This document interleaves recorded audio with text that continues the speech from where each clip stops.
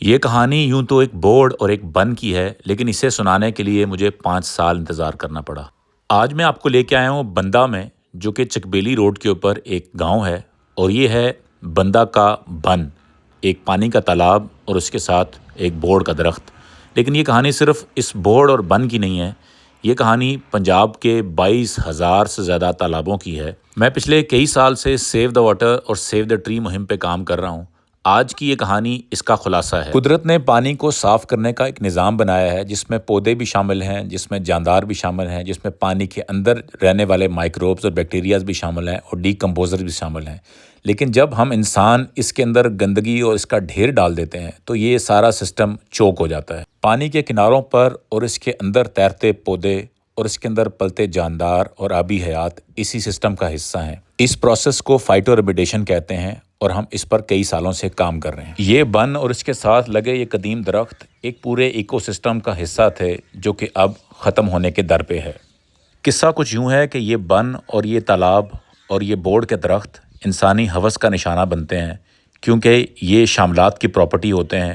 لوگ پہلے ان درختوں کو نشانی کے طور پہ ختم کرتے ہیں، اور اس کے بعد پھر تالاب پہ گندگی کا بہانہ لگا کر اس کو بند کر کے اس پر اپنی پراپرٹیاں بنا لیتے ہیں، اور بعد میں آپس میں بندر بانٹ کر لیتے ہیں۔ اور سب سے پہلے ختم ہوتا ہے یہ بورڈ کا درخت۔ حکومت نے فیصلہ تو کیا ہے کہ ان 22,000 تالابوں کو واگزار کرائے گی اور ان کو صاف کرے گی، لیکن جب تک اس پورے ایکو سسٹم کو اور گاؤں کے لوگوں کو تربیت کر اس سیوریج سسٹم کو سمجھایا نہیں جائے گا اور بعد میں اس کی مینٹننس نہیں رکھی جائے گی، یہ کبھی بھی کام نہیں کرے گا۔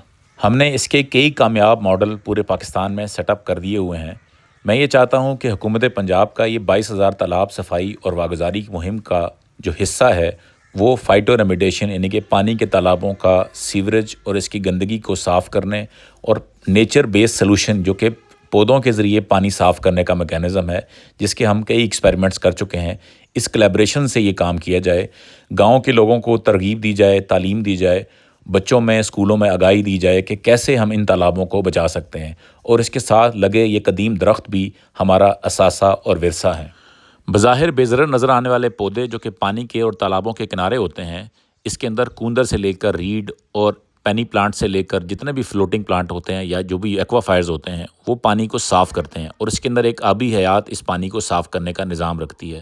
آج میں ان 22,000 تالابوں کو سیو دا واٹر اور سیو دا ٹری مہم کے ساتھ جڑنے کی دعوت دیتا ہوں۔ صرف اتنی توجہ دینی ہے جتنی کہ گاؤں کی مسجد پہ گاؤں کی مسجد کی کمیٹی دیتی ہے۔